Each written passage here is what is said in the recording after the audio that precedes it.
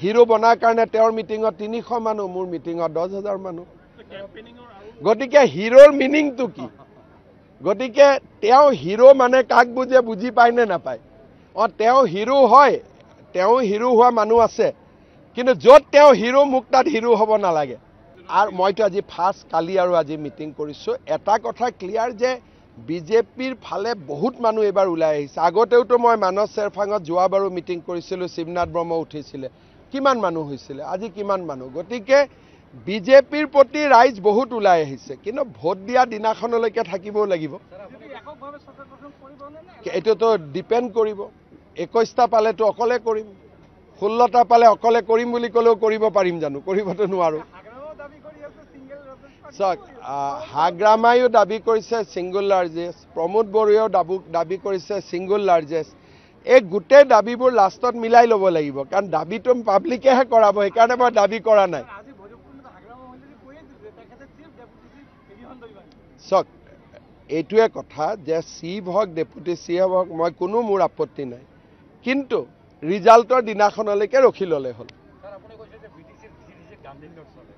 এইটোতো সঁচা, মানুহে কৈ আছে, মইতো কোৱা নাই, পাব্লিকে কৈ আছে।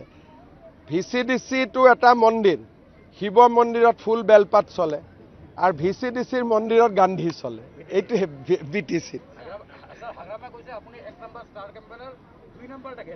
চাওক, মোৰ কাৰো লগত, আপোনালোকে জানে প্ৰমোদ বড়ো, হাগ্ৰামা, মহিলাৰী, কাৰো লগত আমাৰ একো শত্ৰুতা নাই, কাৰণ BTC ইলেকশ্যনৰ পিছত কি পৰিৱেশ হয়তো আমি কোনেও নাজানো।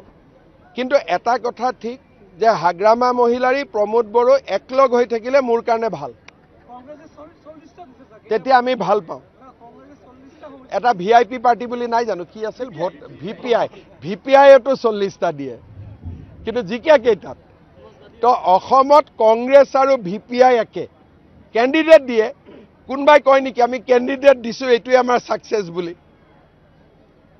এনেকুৱা আজি ধৰক অসমত এছেম্বলি হ'ল, 126টা জেগাত মই কেণ্ডিডেট দি দিলোঁ, মই কম মোৰ এইটোৱে সফলতা, 126টা, চিকিউৰিটি কিন্তু এটাও না ফৰফিট।